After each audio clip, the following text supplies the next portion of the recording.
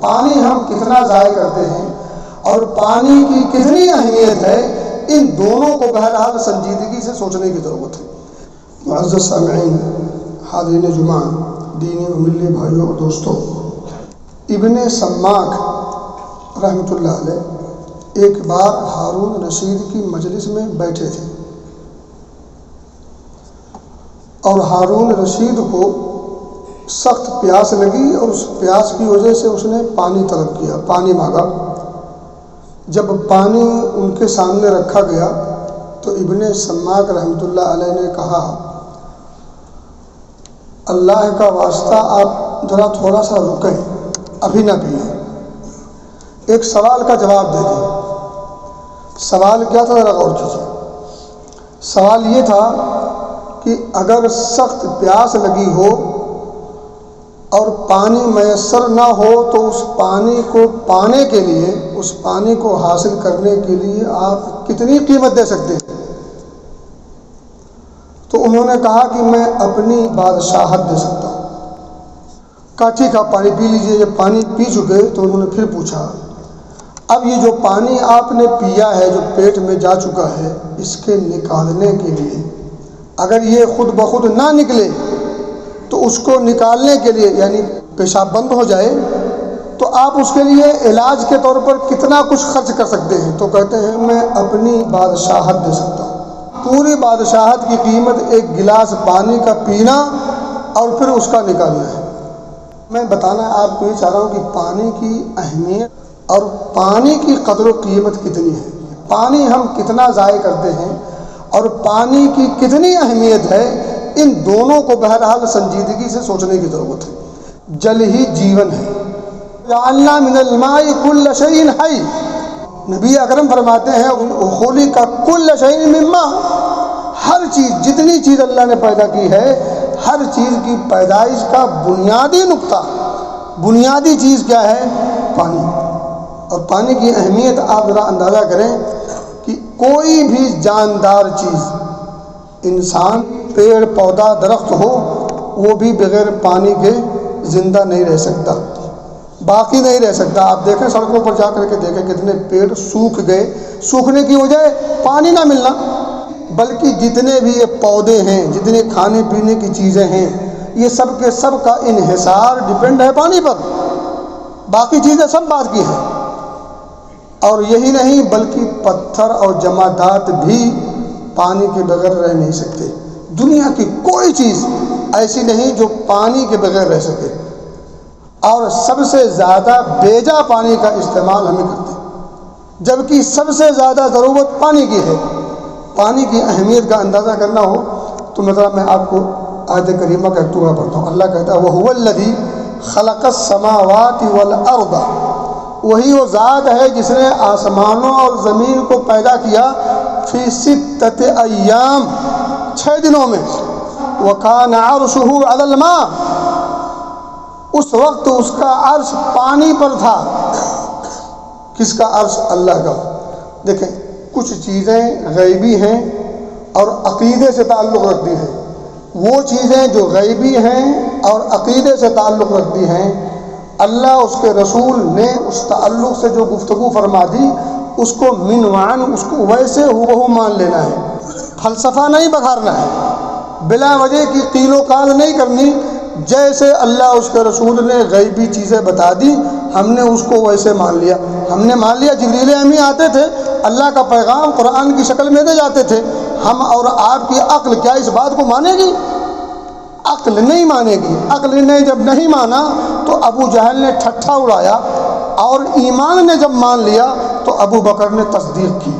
تو ابو بکر والا رضی اللہ تعالیٰ عنہ وہ والا طریقہ اور نہج اپنانا ہے، ابو جہل والا طریقہ نہیں اپنانا ہے۔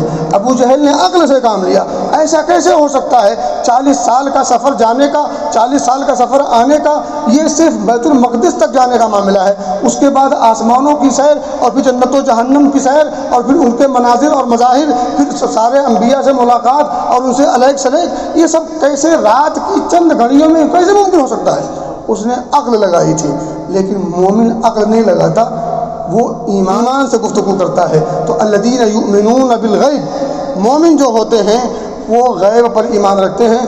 اللہ نے 6 دنوں میں زمین و آسمان بنائی، جس وقت بنائی اس وقت اس کا عرش پانی پر تھا۔ اللہ رب العزت اپنی شان کے حساب سے اس پر جلوہ افروز ہے اور اس کا علم ساری دنیا کو محیط ہے۔ کاش یہ بات سمجھ میں آ جائے۔ میرے بھائی، اللہ رب العزت نے آسمان و زمین کی پیدائش سے پہلے پانی پیدا کیا، یہ نقطہ قابل غور ہے۔ آپ سورہ انبیاء میں پڑھیں گے تو اندازہ ہوگا، اولم یری الذین کفروا ان السماوات والارض کانتا رتقا ففتقناہما، آسمان و زمین، ساتوں آسمان ساتوں زمین آپس میں گٹمٹ تھے، ملے ہوئے تھے۔ اللہ کہتا کانتا رتقا ففتقناہما، تو ہم نے اس کو اپنی قدرت کاملہ سے ہم نے اس کو پھر الگ الگ کیا۔ اب 7 آسمان الگ، 7 زمینیں الگ، پہلے سب پورا ملے ہوئے تھے، گڑبڑ تھے۔ اسی آیت کریمہ کا آخری ٹکڑا ہے وَجَعَلْنَا مِنَ الْمَاءِ كُلَّ شَيْءٍ حَيٍّ، جتنی چیزیں جاندار ہیں سب کے سب، ساری کی ساری چیزوں کو ہم نے پانی سے پیدا کیا ہے، پانی سے بنایا ہے۔ بنیادی عنصر پانی سے ہے۔ اور آپ دیکھ لیں، زندگی جینے کے لیے سب سے اہم چیز ہوا، اور ہوا کے بعد پانی ہے۔ آدمی کھانے کے بغیر تو زندہ رہ سکتا ہے، مگر ہوا اور پانی کے بغیر زندہ نہیں رہ سکتا۔ نبی اکرم صلی اللہ علیہ وسلم پانی کا استعمال کیسے کرتے تھے؟ آپ ذرا خالی 2 چیزوں پر غور کر لیں۔ نبی اکرم صلی اللہ علیہ وسلم وضو کرتے تھے۔ حضرت انس کہتے ہیں کان رسول اللہ صلی اللہ علیہ وسلم یتوضأ بالمد ویغتسل بالصاع الی 5 امداد، رواہ البخاری و مسلم۔ آپ صلی اللہ علیہ وسلم 1 مد پانی سے وضو کرتے تھے اور 1 صاع پانی سے غسل کرتے تھے، نہاتے تھے۔ اور ہم شاور کھول دیتے ہیں پھل، کتنے پانی گرتے ہیں؟ 5 بالٹی نہیں، 5 بالٹی تو ہمارے صابن نہیں لگتے۔ آپ یقین کریں، آپ چیک کر لیں، اپنے آپ کا اندازہ کر لیں، 1 بالٹی سے زیادہ میں ہم صرف وضو کرتے ہیں۔ پوری ٹوٹی کھول دیا، بعض بڑے نازک لوگ ہیں ماشاءاللہ، معاف کیجئے گا، اگر اس پانی کو لانے میں اگر جیب سے 1 ریال لگانا ہو تو شاید اندازہ ہو جائے، مگر فری ہے، کوئی مسئلہ نہیں۔ 1 گلاس چائے پی کے گئے، نیچے ٹوٹی کا لگا دیا، فل ٹوٹی کھول دی، چلے گئے حضرت پیشاب کرنے، پخانہ کرنے، باتھ روم چلے گئے، ٹوٹی کھلی ہے، پانی گر رہا ہے، اور 1 گلاس یا 1 ہڈیا جس میں گوشت پکایا ہے، سبزی پکائی ہے۔ اللہ کے بندے، اگر اس کو پورا کا پورا بھگونا ہے، پورا پانی بھر دیجئے، ٹوٹی بند کر دیجئے، جائیے اب جہاں جانا ہے۔ کبھی 1 ریال خرچ کر کے اگر وہ ٹوٹی کھولنی ہو تو مجھے بتا دیجئے، کوئی کھول کے جائے گا؟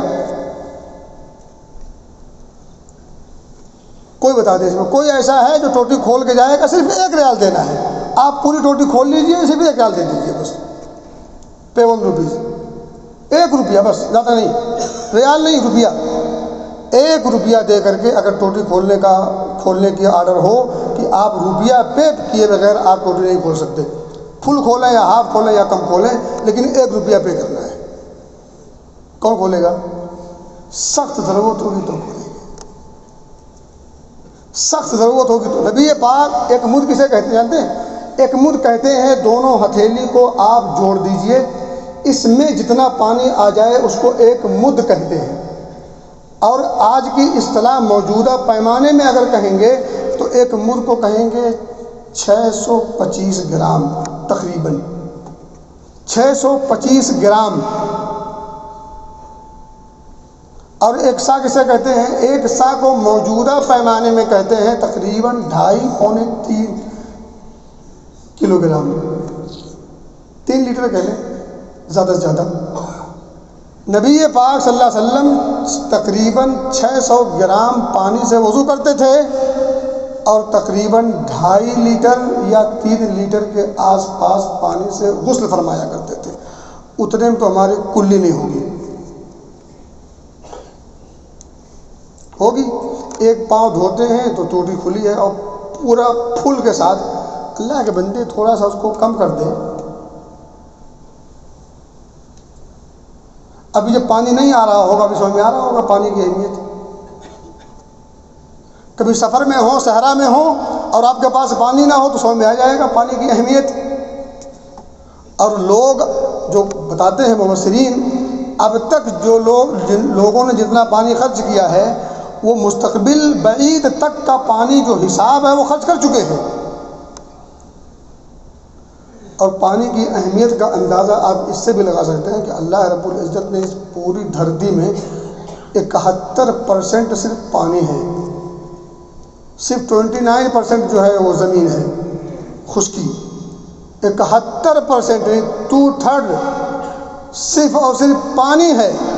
اس کے باوجود پانی کی قلت کی شکایت اور گلہ اور شکوہ ہے۔ آپ اندازہ کیجئے کہ اللہ رب العزت نے دھرتی کا 3 حصہ میں سے 2 حصہ صرف پانی رکھا، پانی کی اہمیت اور پانی کی ضرورت کے حساب سے، لیکن بندے نے اس کی اہمیت اور اس کی قدر و قیمت نہیں کی، تو اب لوگ پانی کی قلت کا شکوہ کر رہے ہیں۔ اور شکوہ کرنے کی ضرورت نہیں ہے، اب صرف ہوش کے ناخن لینے کی ضرورت ہے، اسے بچانے کی ضرورت ہے۔ ضرورت پر صرف خرچ کریں، اتنا خرچ کریں جتنی اس کی ضرورت ہے۔ ایک گلاس دھونے کے لیے، ایک ہانڈی دھونے کے لیے، ایک چمچ دھونے کے لیے، اور وضو کرنے کے لیے، نہانے کے لیے۔ پہلے کا دور تھا وہ بالٹی اور ٹب ہوا کرتا تھا، لوٹا اور مگ سے لوگ نہاتے اور وضو کرتے تھے، ایک لوٹے میں پانی بچ جاتا تھا وضو کے بعد۔ اور آج ایک بالٹی میں وضو کر کے کوئی دکھا دے ٹوٹی سے۔ بہرحال یہ یاد رکھیں، اگر آپ اس کے باوجود یہ کرتے، دیکھیں کرنے والے ایسا نہیں ہے کہ وہ جان بوجھ کے کرتے ہیں، یا تو غیر شعوری طور پر اہمیت نہیں دیتے، یا نادان ہیں، ان کو پتہ نہیں ہے پانی کی اہمیت۔ اور پانی کے بارے میں بھی سوال ہوگا، اللہ رب العزت کی عام نعمتوں کے بارے میں اگر سوال ہوگا تو پانی تو بڑی عظیم نعمت ہے۔ پانی کے بارے میں اللہ نے احسان جتایا ہے، پانی کے بارے میں اللہ نے قرآن میں احسان جتایا ہے، ہم نے تمہیں پانی دیا۔ اَأَنتُمْ أَنزَلْتُمُوهُ مِنَ الْمُزْنِ أَمْ نَحْنُ الْمُنزِلُونَ أَفَرَأَيْتُمُ الْمَاءَ الَّذِي تَشْرَبُونَ، تمہارا کیا خیال ہے اس پانی کے بارے میں جس کو تم پیتے ہو؟ ہم نے نازل کیا ہے، کوئی ہے جو اسے نازل کر سکے؟ أَأَنتُمْ أَنزَلْتُمُوهُ۔ اور اللہ نے سورہ بقرہ میں کیا کہا؟ الَّذِي جَعَلَ لَكُمُ الْأَرْضَ فِرَاشًا وَالسَّمَاءَ بِنَاءً وَأَنزَلَ مِنَ السَّمَاءِ مَاءً فَأَخْرَجَ بِهِ مِنَ الثَّمَرَاتِ رِزْقًا لَكُمْ فَلَا تَجْعَلُوا لِلَّهِ أَندَادًا۔ یہ سب کچھ اللہ رب العزت نے کیا ہے، کیا اس کے بعد بھی تم اللہ کو چھوڑ کر کسی اور کو پکارو گے؟ اتنی نادانی تو نہ کرو۔ اللہ کہتا ہے فَلَا تَجْعَلُوا لِلَّهِ أَندَادًا۔ اب تو یہ بدماشی نہ کرو شرک والی۔ آسمان اس نے بنائے، زمین اس نے بنائی، آسمان سے پانی اس نے برسایا، اس پانی کی بدولت یہ دنیا میں جتنی زرخیزی ہے، جتنا ہرا بھرا ہے، جتنی چیزیں آپ کی آنکھوں کو بھاتی ہیں، یہ سب کچھ اس پانی کی بدولت ہے۔ فَأَخْرَجَ بِهِ مِنَ الثَّمَرَاتِ رِزْقًا لَكُمْ، بطور کھانا کے، بطور غذا کے اللہ نے یہ ثمرات، یہ غلہ، پھل فروٹ، یہ وہ سب کچھ پیدا کیا ہے۔ فَلَا تَجْعَلُوا لِلَّهِ أَندَادًا وَأَنْتُمْ تَعْلَمُونَ۔ تو اس لیے اب تم اللہ کا کسی کو شریک ساجی نہ بناؤ، کوئی ند نہ بناؤ، کوئی ہم شریک نہ بناؤ، کوئی ہمسر نہ بناؤ، کوئی کف نہ بناؤ۔ لیکن افسوس یہ ہے کہ ہمارے ہاں داتا کوئی اور ہے، پانی والا کوئی اور ہے، بیٹا والا کوئی اور، بیٹی والا کوئی اور، رزق والا کوئی اور، صحت و تندرستی والا کوئی اور۔ پتہ نہیں کتنے ہمارے پاس معبود ہیں، اتنے معبود ہیں اتنے شاید کفار مکہ کے بعد بھی نہیں تھے۔ یہ ہمارے پاس ہے، کبھی ہم زبان حال سے کہتے ہیں، کبھی ہم زبان قال سے کہتے ہیں، یعنی کبھی ہم منہ سے بھی کہہ جاتے ہیں یہ ہمارے فلاں ہیں اللہ کے مقابلے میں، اور کبھی ہم اپنی حالت سے کہہ جاتے ہیں، اپنے اعمال سے، اپنے کرتوت سے کہہ جاتے ہیں۔ اللہ کہتا ہے فَلَا تَجْعَلُوا لِلَّهِ أَندَادًا وَأَنْتُمْ تَعْلَمُونَ، تمہیں پتہ ہے اس بات کا کہ بارش ہو برساتا ہے، اس کے باوجود دائیں بائیں کرتے ہو، شرم نہیں آتی؟ تمہیں ڈر نہیں لگتا؟ شرک کی مذمت کا تمہیں اندازہ نہیں؟ اس کا بھیانک انجام کا تمہیں فکر نہیں؟ اچھا ایک بات یاد رکھیں، اس کا مطلب یہ نہیں ہے کہ اتنے ہی میں آپ کو وضو کرنا ہے، اتنے ہی میں غسل کرنا ہے۔ بتانا اس سے یہ ہے، علماء کہتے ہیں محدثین، کہ پانی کا استعمال اتنا ہی کریں جتنی ضرورت ہے، بیجا استعمال نہ کریں، فضول خرچی نہ کریں، بلا وجہ نہ بہائیں۔ میں آپ کو واقعہ سناتا ہوں۔ حضرت عبداللہ بن عمرو بن عاص رضی اللہ تعالیٰ عنہ کہتے ہیں کہ ان النبی صلی اللہ علیہ وسلم مر بسعد وهو يتوضأ، ایک بار نبی اکرم صلی اللہ علیہ وسلم حضرت سعد رضی اللہ تعالیٰ عنہ کے پاس سے گزرے اور حضرت سعد رضی اللہ تعالیٰ عنہ وضو کر رہے تھے. حضرت سعد وضو کر رہے ہیں، نبی اکرم ادھر سے گزر رہے تھے، اور نبی اکرم نے کیا دیکھا صلی اللہ علیہ وسلم کہ سعد پانی کا استعمال ذرا ضرورت سے زیادہ کر رہے ہیں. آپ نے فرمایا فقال ما هذا اسرف یا سعد، سعد یہ پانی کا بلا وجہ استعمال کیوں؟ انداز دیکھیں نبی پاک کا، ما هذا اسرف یا سعد، بلا وجہ پانی کا استعمال کیوں؟ کیا ہے آخر یہ، کیوں ایسا کر رہے ہو؟ بڑے بھولے تھے، انہوں نے بھولے پن سا سوال کیا افل وضو صرف، اللہ کے رسول صلی اللہ علیہ وسلم وضو تو عبادت کی ابتدائی کڑی ہے، کیا وضو میں بھی فضول خرچی ہوتی ہے؟ ایک آدمی سوچ سکتا ہے عبادت کے لیے نہا رہا ہے، عبادت کے لیے وضو کر رہا ہے، عبادت کے امور میں پانی خرچ کر رہا ہے تو خوب جم کے خرچ کیا جائے. افل وضو صرف، اللہ کے رسول صلی اللہ علیہ وسلم کیا وضو کے بارے میں بھی پانی کا زیادہ خرچ کرنا فضول خرچی کہلائے گا؟ نبی اکرم کا جواب سنیں، قال نعم، اور آگے جو فرمایا ہے وَإِن كُنْتَ عَلَى نَهْرٍ جَارٍ، اگر تم جاری بہتی ہوئی نہر کے پاس بیٹھ کے وضو کر رہے ہو تب بھی بلا وجہ پانی کا بہانا یہ مناسب نہیں. سوچیں آپ کہاں پہ؟ بہتی ہوئی نہر کے پاس، بہتے ہوئے سمندر کے پاس، بہتے ہوئے چشمے کے پاس بیٹھ کر کے اگر آپ وضو کر رہے ہوں تب بھی آپ کو بلا وجہ بلا ضرورت پانی کا استعمال کرنا مناسب نہیں. اب دو چیزیں واضح ہو گئیں، ایک تو یہ ہے کہ نہر جاری ہے، بہتی ہوئی ندی ہے تب یہ حال ہے، دوسرا یہ ہے کہ وضو کر رہا ہے انسان تب یہ حال ہے. تو ایک گلاس پانی دھونے کے لیے ٹوٹی کھول کر کے باتھ روم چلے جانا، اس کی گنجائش کہاں سے نکل سکتی ہے؟ یہیں ایک دو بات اور سمجھ لیں، بعد میں کروں گا پانی ہی کی، لیکن یہیں پہ ایک بات یاد آ گئی. ہم مس سے کھانا زیادہ لے کے آتے ہیں، جانتے ہیں ہمیں اتنی ضرورت ہے، لیکن اتنا یاد ہے چلو جو کھانا ہوگا کھا لیں گے باقی پھینک دیں گے. کچھ لوگ عجیب منطق پیش کرتے ہیں، وہ بھی تو پھینکیں گے، جیسے وہ پھینکیں گے ویسے ہم پھینک دیں گے. لوجک تو اچھی لگتی ہے، وہ پھینکیں گے وہ مسئول ہے، آپ نہیں، لیکن آپ لے کر کے آؤ گے پھر آپ پھینکو گے تو کون مسئول ہوگا، وہ یا آپ مسئول. ہم کو فری میں کوئی چیز مل جائے تو سب بھر لیتے ہیں، لالچی ہے نا. اس کے بعد لے آئیں گے، جو کھا پائیں گے کھائیں گے، رکھیں گے، اس کے بعد سڑ جائے گی پھینک دیں گے، یہاں وہاں رکھ کے چلے جائیں گے. اللہ کے بندے، اگر آپ کو اس کا صحیح مصرف نہیں ہے آپ کے پاس نہ لیجیے. کیوں لیتے ہیں آپ؟ خام خواہ اپنی مصیبت اپنے سر پہ بول لیتے ہیں، اپنے پاؤں پر کلہاڑی خود مارتے ہیں، صرف اور صرف لالچ کی بنا پر. اور لالچ بری بلا ہے، لالچ کا انجام کبھی اچھا ہوا ہی نہیں ہے. پوری تاریخ انسانی میں آپ چیک کر لیجیے، کہیں آپ کو نہیں ملے گا لالچ کیا ہو انسان اور اس سے اس کو فائدہ ہوا اور اس کا انجام بہتر ہوا، یہ ممکن نہیں. میرے بھائی، نبی اکرم فرماتے صلی اللہ علیہ وسلم انہ سیکون فی ہذہ الامہ قوم، اس امت میں ایک قوم، ایک جماعت ایسی بھی پیدا ہو جائے گی، یعنی ایسے بھی لوگ اس قوم میں ہوں گے. سیکون، آنے والے زمانوں میں، ہم 1400 سال پیچھے ہیں. یعتدون فی الطہور والدعاء،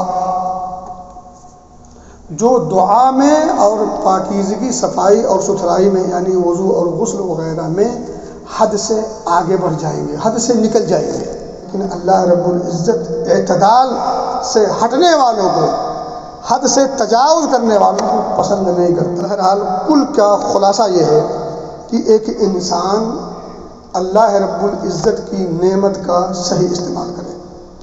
وہ نعمت جس شکل میں ہو، چاہے وہ پانی کی شکل میں ہو یا دیگر اور کھانے پینے کی شکل میں ہو، پہننے کی شکل میں ہو، صحت تندرستی کی شکل میں ہو، دین ایمان کی شکل میں ہو، جس بھی شکل میں ہو، اس کا بے جا استعمال نہ کرے۔ آخری ایک بات سمجھیں، ایک ہوتا ہے اسراف، جہاں خرچ کرنا ہے وہاں ضرورت سے زیادہ خرچ کرنا۔ جیسے یہاں 6 اے سی کی ضرورت ہے مثال کے طور پہ، اب لگا دیں 16 اے سی، ضرورت تو ہے لیکن ضرورت سے زیادہ ہے، اس کو کہتے ہیں اسراف۔ انہ لا يحب المسرفین، اللہ اسراف کرنے والوں کو پسند نہیں کرتا۔ ایک ہوتا ہے ضرورت ہی نہ ہو اس جگہ پر خرچ کرنا، تو اس کو کہتے ہیں تبذیر، اور اللہ کہتا ہے ولا تبذر تبذیرا، تبذیر سے بچو، مکمل بچو۔ کیوں؟ ان المبذرین کانوا اخوان الشیاطین، کیونکہ تبذیر کرنے والے شیطان کے بھائی ہوتے ہیں۔ خلاصہ کلام، بالخصوص پانی کا استعمال بلا وجہ نہ کریں، غیر ضروری جگہوں پر غیر ضروری طور پر اس کا استعمال نہ کریں، لائٹ ہو، بجلی ہو اور دیگر چیزیں ہوں، ان تمام بہت ساری چیزیں ہو سکتی ہیں۔ بطور مثال آپ اپنی زندگی کو ٹٹولیں، کیا کیا چیزیں ہم استعمال کرتے ہیں، ان میں جو ہم استعمال کرتے ہیں کس حد تک وہ جائز ہے، بجا ہے، کس حد تک ناجائز اور بیجا ہے۔ جو بجا اور ضروری ہے اس کو کر گزریں، اس میں بخیلی نہ کریں، اور جو چیز بیجا ہے، غیر ضروری ہے، اس سے بچیں، تاکہ اسراف اور تبذیر دونوں کالموں سے ہم اپنے آپ کو بچا سکیں اور شیطان کے بھائی بننے سے خود بھی بچ سکیں، اللہ کا صحیح معنوں میں بندہ بھی ہو سکیں، اور اس کی نعمتوں کا صحیح استعمال کر کے اس کی نعمتوں کے مزید پانے کا راستہ ہموار کر سکیں۔